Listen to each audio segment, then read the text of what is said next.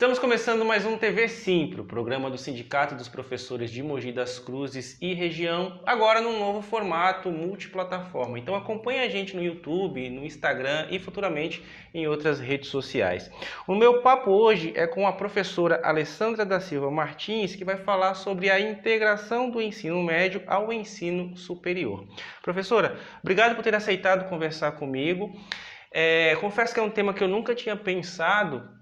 E para minha primeira pergunta explica o que é essa integração para a gente. Legal, muito obrigada pela oportunidade. A integração do ensino técnico com o ensino superior é a integração onde a gente tem, por exemplo, dentro do Centro Paula Souza, ETEC e FATEC, onde a gente consegue articular o ensino médio com o ensino superior tecnológico, né? Onde você vai ter um aluno começando no ensino técnico de alguma área, por exemplo, voltada para a área de informática, e esse aluno ele pode continuar nos estudos na FATEC com o curso de análise e desenvolvimento de sistemas, né? E é uma proposta que a gente tem tido bastante sucesso e também a gente pensa que é uma boa proposta para ser levado para os outros ensinos, né? Para as outras redes aí que existem. Esse programa existe há quanto tempo já? É um programa novo, né? Lá no Centro Paula Souza. Creio que deve ter aproximadamente de 1 a 2 anos, tanto que eles estão implantando em algumas unidades, né? Tá.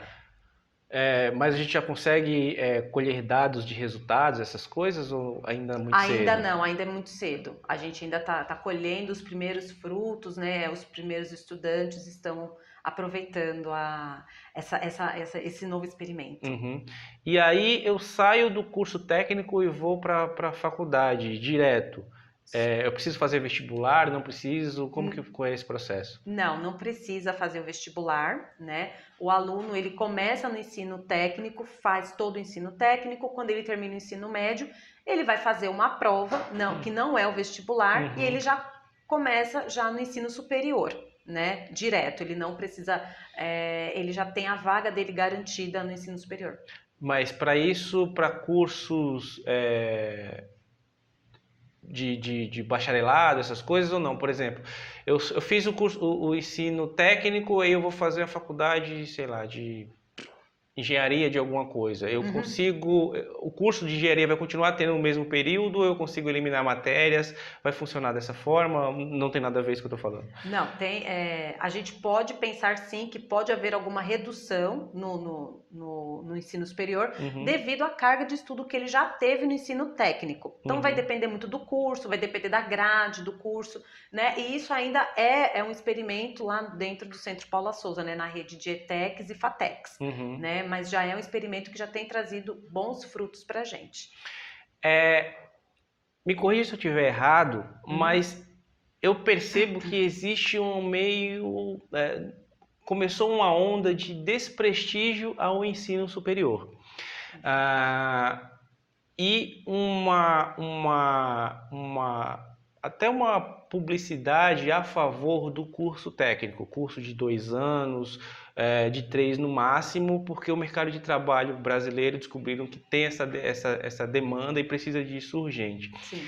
E aí, minha pergunta é, esses alunos, por que eles iriam fazer o ensino superior? Eles estão interessados ainda em fazer esse ensino superior?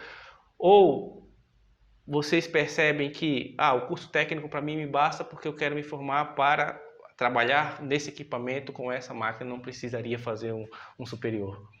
Bom, é notório essa questão do desprestígio, né, do ensino superior no Brasil.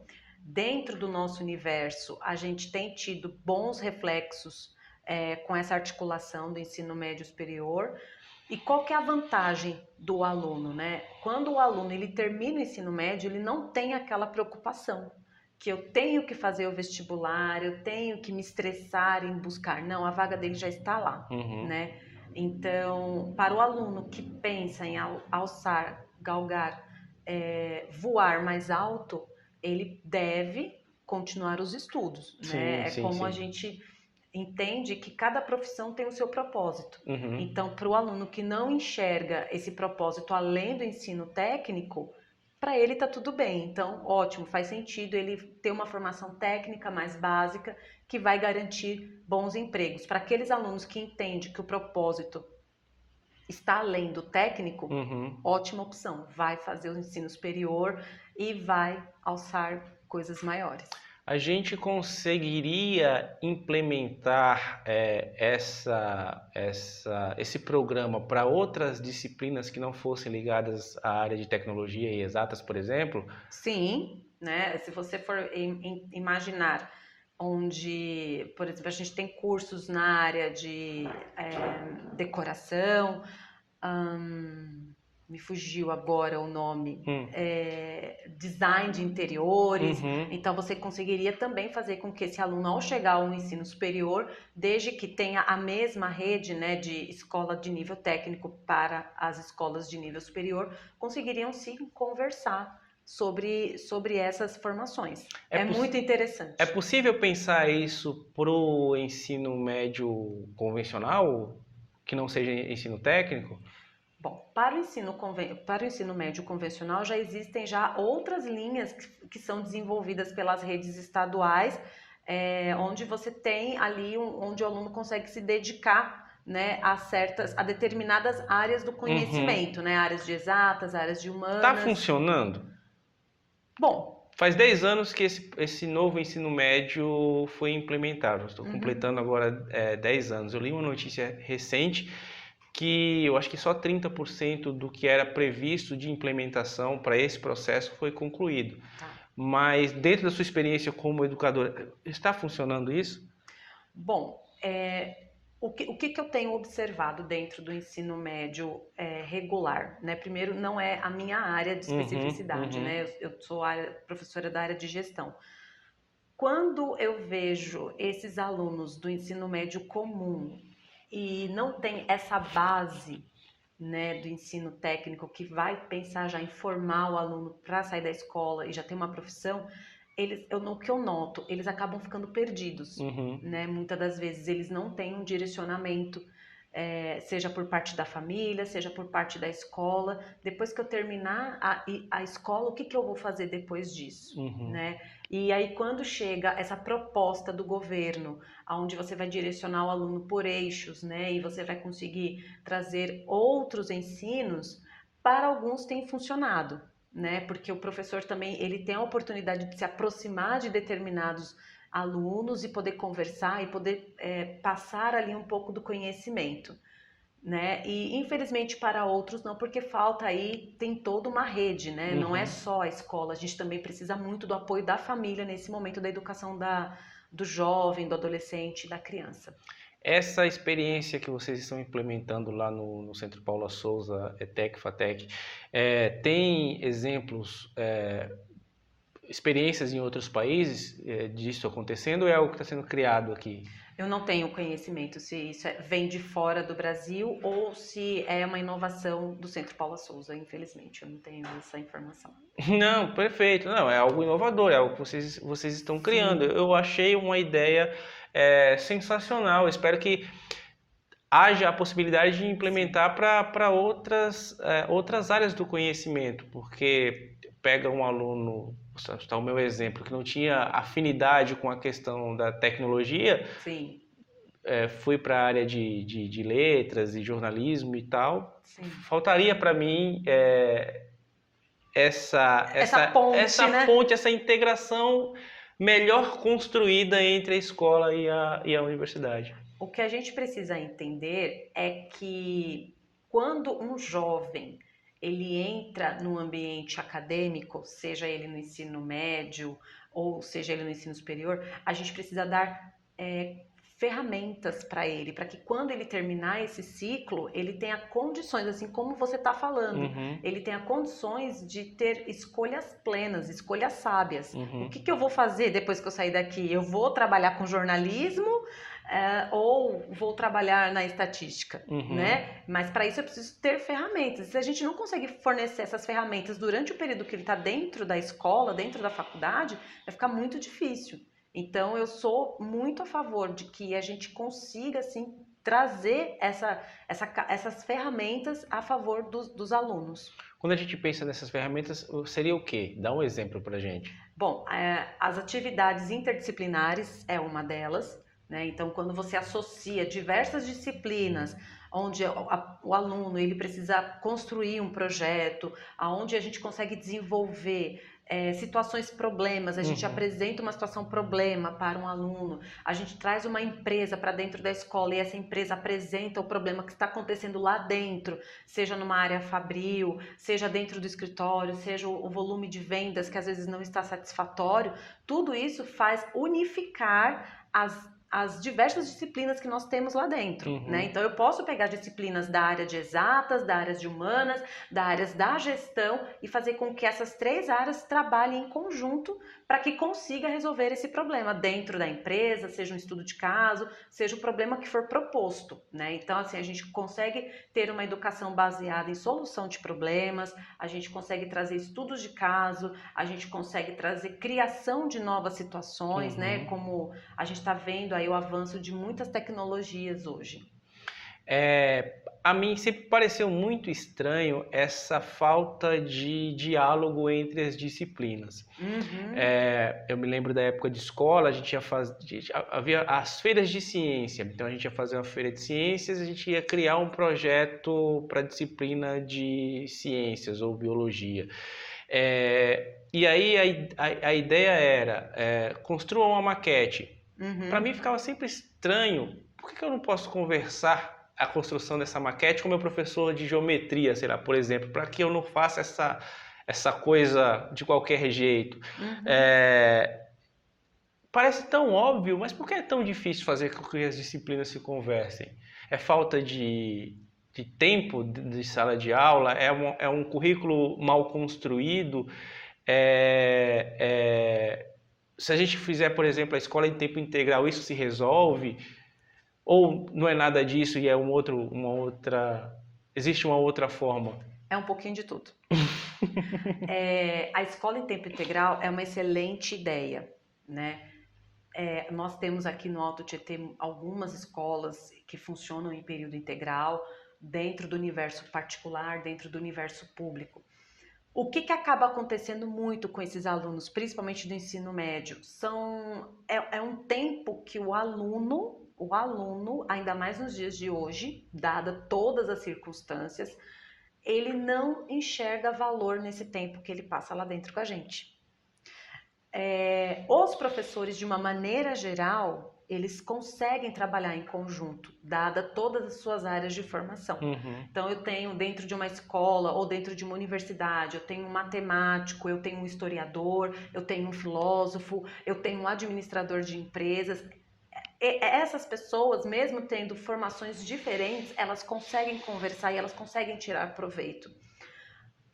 Aonde a gente acaba esbarrando em muitos momentos é a falta de interesse do estudante. Então, às vezes o estudante ele não consegue captar aquilo que a gente está querendo ensinar para ele, dada N situações.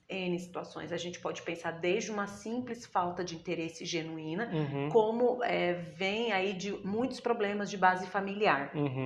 Então, aí você começa a ter um cenário mais complicado.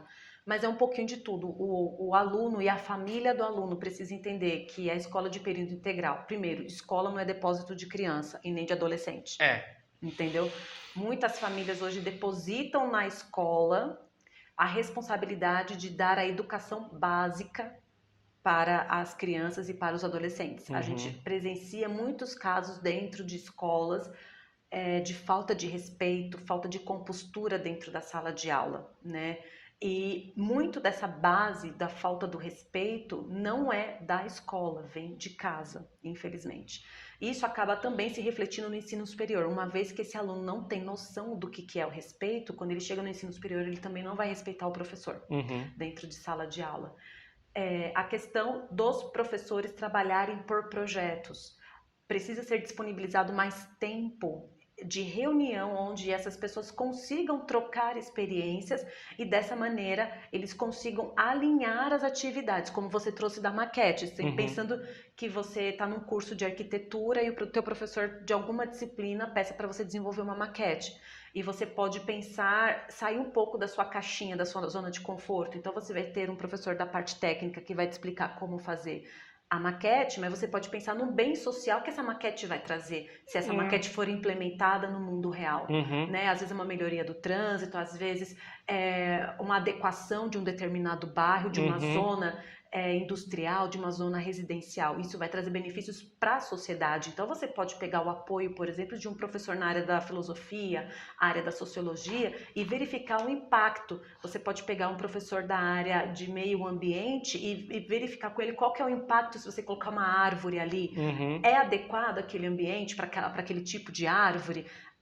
Pegar um engenheiro agrônomo e vai trazer um estudo do solo que vai te trazer conhecimento e vai te trazer uma base, olha, esse solo aguenta determinada planta. Então, assim, é pensar mesmo fora da caixinha. Por isso que as atividades interdisciplinares, elas dão trabalho, porque elas nos fazem pensar fora da caixinha.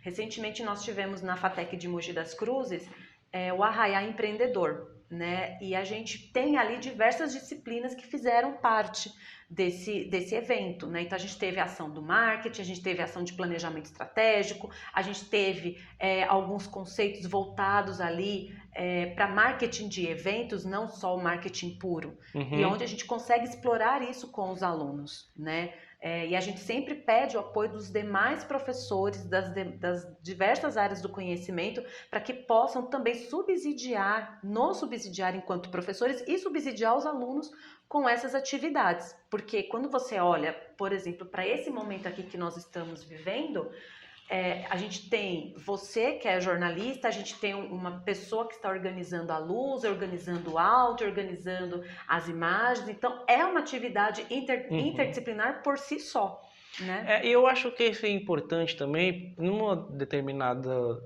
tempo da sua resposta, você falou da falta de interesse do aluno. Sim. Eu posso falar por mim, enquanto aluno, tinham matérias e professores que eu não gostava. Não é falta de interesse, eu não tinha afinidade, seja com a metodologia, a didática daquele professor, seja com o conteúdo em si, seja com a forma que aquele conteúdo era apresentado para mim. E eu acredito que isso tenha acontecido com todo mundo. Acho que nenhum aluno, em nenhum momento da vida, adoro todos os meus professores. Isso não existe. Você de casa sabe que isso não existe. Mas, se, por exemplo, esse professor de física que eu não tinha afinidade, participasse de um projeto, de uma aula de história, por exemplo, me mostrando como que eram construídas as pirâmides e etc. Talvez eu enxergasse mais valor naquele conteúdo que ele estava me passando, e isso fizesse com que essa minha apatia na aula dele fosse quebrada. Exatamente. A gente vê isso. Num determinado episódio da minha vida profissional, a gente estava em uma dessas atividades interdisciplinares, e foi no ano que o CDC, o Código Brasileiro, o Código de Defesa do Consumidor aqui do Brasil, completou 30 anos. E eu dava essa disciplina, né, de defesa do consumidor na ETEC em um determinado curso, e eu convidei o professor de história para ele fazer uma participação na minha aula, né? E aí foi um momento muito legal, porque ele pôde contribuir com a expertise dele, né? Ele falou, olha, chegou assim e mostrou toda a história do Código de Defesa, e eu trouxe também dados e elementos de como ele funciona hoje no Brasil, quais são as leis, quais são os direitos e deveres do consumidor, e foi uma aula muito gostosa. Então, realmente tem isso, né? Muitos alunos que muitas das vezes não vai gostar da disciplina porque não enxerga valor. Para que eu vou estudar história, sendo que eu quero ser médico? Para que eu vou estudar física, se eu quero ser jornalista? Então, muitos alunos acabam percebendo que todo conhecimento ele é complementar, né? Eu não preciso me desfazer da química, eu não preciso me desfazer da física, mas sim, esses conhecimentos complementam toda a minha base, né? Eu posso não dominar todos os conceitos, mas eles são complementares. E a gente está num ano eleitoral, e de novo, pegando um gancho de uma resposta sua, um dos argumentos que é utilizado em anos eleitorais para a criação de escolas de tempo integral é justamente de que você vai ter um local seguro para deixar o seu filho ou sua filha enquanto você trabalha. E é um argumento importante para um ano eleitoral, mas do ponto de vista pedagógico é um argumento muito pobre. você não vende a escola como uma janela de oportunidades e possibilidades para as crianças. Então, assim, traga seu filho para a escola integral ou traga seu filho para a escola técnica, porque a gente vai oferecer possibilidades para ele, mesmo que ele não siga a determinada carreira, no caso da escola técnica, mas ele vai ter uma outra visão de mundo. E isso também gera uma apatia nas famílias de tipo, para que eu vou me envolver mais com essa escola? Não tem um pouco disso também? Sim. Em anos eleitorais, né, em anos de campanha, anos que a gente vai exercer o nosso direito de cidadão, é muito importante a gente ter, infelizmente, uma coisa que o Brasil já está perdendo há muito tempo, que é o hábito da leitura. Seria muito bom se nós pegássemos os planos de governo e ler o que aquele candidato está propondo para a cidade, para o estado e para o país. O que ele está querendo com essa escola de ensino integral? Qual é a base? O que vai ser passado nessa escola? Qual que é a proposta e qual que é o propósito, né? Então, infelizmente, pedagogicamente falando, isso também é feito de uma maneira tão rápida que muitas das vezes, se você for parar e pensar, às vezes não tem nenhum pedagogo na equipe desse candidato. Então, assim, você percebe que é um projeto que não foi projetado pensando no bem da sociedade, foi pensando no bem de uma equipe que quer chegar ao governo, né? Então, quando você tem essas propostas muito mirabolantes, eu sugiro que você pegue os planos de todos os candidatos. Nesse momento você tem que ter um discernimento muito claro, porque você não vai lutar nem para o partido A nem para o partido B. Sim. Você vai pegar a proposta de governo e você vai ler o que aquele candidato está propondo. Porque tudo que está escrito ali vai impactar. Vai impactar. Até porque o seu filho não vai ficar na escola só 4 anos, né? Exatamente. A escola pode ser construída daquele período de 4 anos, mas depois esse candidato sai e seu filho vai continuar lá. E pode ser que seu filho nem acesse aquela escola, porque durante o período que o governante estiver no poder, a escola não vai ficar pronta. Sim. Então ele tá prometendo ali, mas não é garantia de entrega no primeiro, no segundo, no terceiro ano de governo. Às vezes a escola vira verdadeiros elefantes brancos, né? E ler os planos de governo é um exercício muito pouco animador. Exatamente. Muito pouco animador. Exatamente. Você parar para ler o que os políticos de fato se propõem a fazer e se ver o quanto é diferente daquilo que eles falam nas propagandas eleitorais é entristecedor em alguns momentos. É decepcionante. É decepcionante. Professora, fala mais sobre esse projeto de integração. Quais os cursos hoje do Centro Paula Souza, da FATEC, da ETEC, oferecem essa integração? Hoje, basicamente, são os cursos voltados para a área da informática, né, que a gente tem aí essa ligação, né, está sendo estudado aí outros cursos. Quais são os cursos? ADS e o DS, né, que eles têm, né, o desenvolvimento de sistemas, né, e o análise e desenvolvimento de sistemas, que eu tenho conhecimento hoje. E é importante, sim, a gente pensar nessa integração entre o técnico e o superior, justamente para você também gerar engajamento, estímulo dos jovens, né, para que eles possam vislumbrar realmente um futuro, né, porque a gente está falando aí do Brasil do futuro, né, então você tem que continuar sempre estimulando o estudo, a ciência, o pensamento. E o mercado de trabalho, como a gente sabe que muitas empresas vão até as FATECs, as faculdades de tecnologia técnicas, buscar o profissional lá. Você já tem um retorno do mercado de trabalho sobre essa integração? Tipo, vou buscar naquela faculdade que eu sei que esse aluno passou por todo um processo. Olha, é um projeto ainda muito novo, né? É um projeto ainda muito novo. A gente ainda não tem esse respaldo.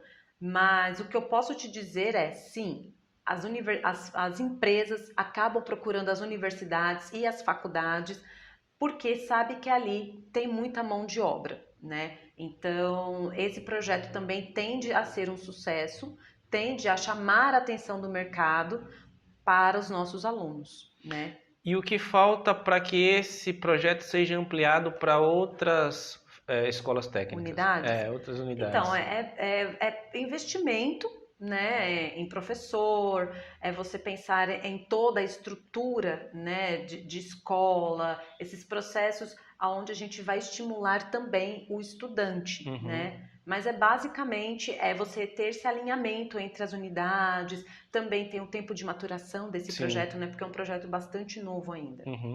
Mas já tem, por exemplo, alguém do governo do estado de olho, indo conversar com vocês, entendendo como que funciona isso, sim, a gente vendo a viabilidade? nós já temos algumas unidades na Zona Leste que já tem esse projeto já está acontecendo nessa unidade, mas como eu disse, ainda é um projeto novo, a gente está formando ainda as primeiras turmas, então a gente ainda não tem todo esse reflexo, por exemplo, das empresas indo buscar os profissionais que estão se formando nessas turmas, né? O que a gente tem hoje são empresas indo buscar alunos em todas as FATECs dos estados, do estado de São Paulo. Então, a gente, através tanto dos eventos internos que nós fazemos lá, por exemplo, a gente teve o Arraiá Empreendedor aqui em Mogi, a gente tem outros eventos onde a FATEC acaba sendo convidada e, diante disso, acaba chamando a atenção. E aí você tem as próprias empresas que são parceiras, né? A gente tem aí os estágios também que vão até nós e também temos as empresas aqui da região que vão até a gente buscando indicações, busca com o professor, busca com a direção da instituição e busca também por indicações. Eu tive a oportunidade de conversar com alguns educadores que me falaram, há alguns anos isso, que me falaram que o Brasil fez meio que um caminho inverso de outros países desenvolvidos, no sentido de que a gente teve um salto muito grande do número de pessoas que tiveram acesso à universidade e os cursos técnicos foram um pouco disseminados no país, certo. Que é um movimento inverso do que acontece lá fora, onde muita gente tem acesso aos cursos técnicos porque o mercado de trabalho demanda isso, e depois uma parcela dessas pessoas vão acessar o ensino superior. Eu queria saber se você concorda com isso e se esse movimento ainda se mantém. E se realmente aqui no país a gente ainda tem uma demanda muito grande pela formação técnica, se tem vaga disponível para as pessoas que resolvem apostar na formação técnica. Estou super de acordo com a questão da formação técnica. Acho importante a gente manter as escolas técnicas no país, muito importante mesmo, porque quando você, por exemplo, você pensando no ambiente de indústria, né? Boa parte dos funcionários que estão ali na indústria, eles são de nível técnico. Se você for pensar em hospitais, boa parte dos profissionais que estão trabalhando dentro de um hospital são de nível técnico. Né? Se você for pensar em um hospital de grande porte, talvez 60% da massa trabalhadora ali é de nível técnico, os técnicos de enfermagem, né?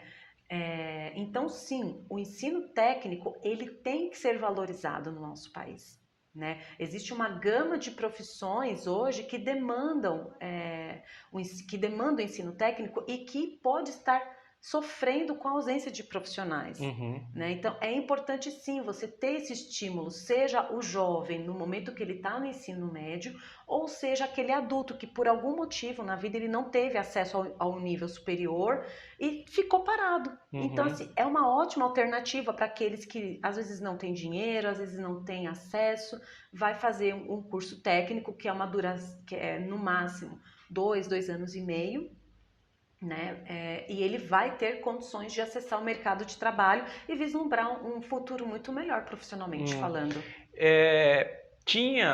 Eu não sei se era só dentro da minha bolha, mas existia uma visão de que o ensino técnico era algo menor quando comparado ao ensino superior, no sentido, sair da escola, não sei o que fazer, então faz um curso técnico, pelo menos você não fica parado. Certo.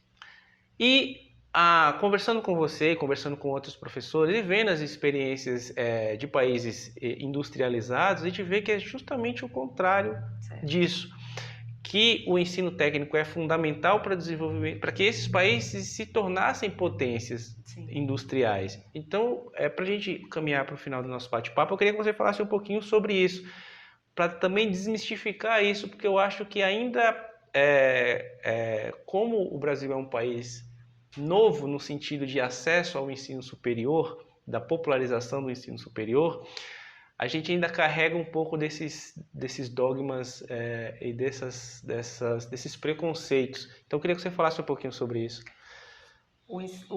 O ensino em si, a educação em si é algo extremamente importante, é fundamental para um país. Um país que não tem educação não vai ter profissionais, né? E se ele não tem profissionais, ele vai viver à mercê.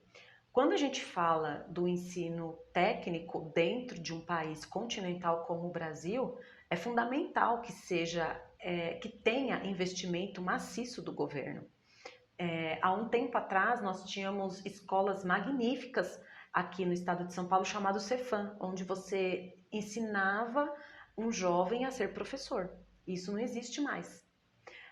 Há anos atrás, aqui nas cidades vizinhas, como por exemplo Jacareí, você tinha uma escola chamada Escola Agrícola, onde você formava técnicos dentro dessa área. Uhum. Sabendo que, por exemplo, aqui no Alto Tietê, nós somos o cinturão verde do estado de São Paulo, então a gente tem carência de profissionais técnicos dentro dessa área. E quando você fala de um país, isso eu estou falando só São Paulo e Alto Tietê, agora você imagina aumentando essa escala para um país da dimensão do Brasil. Quantos e quantas empresas, empresários têm carência de profissionais técnicos em uma determinada área? E olhando um pouco como empresa, é muito mais barato eu contratar um profissional de nível técnico do que contratar um profissional de nível superior, mesmo que em começo de carreira, né? Onde eu vou ter ali subsídios de várias informações que o técnico ele já possui, ele já detém.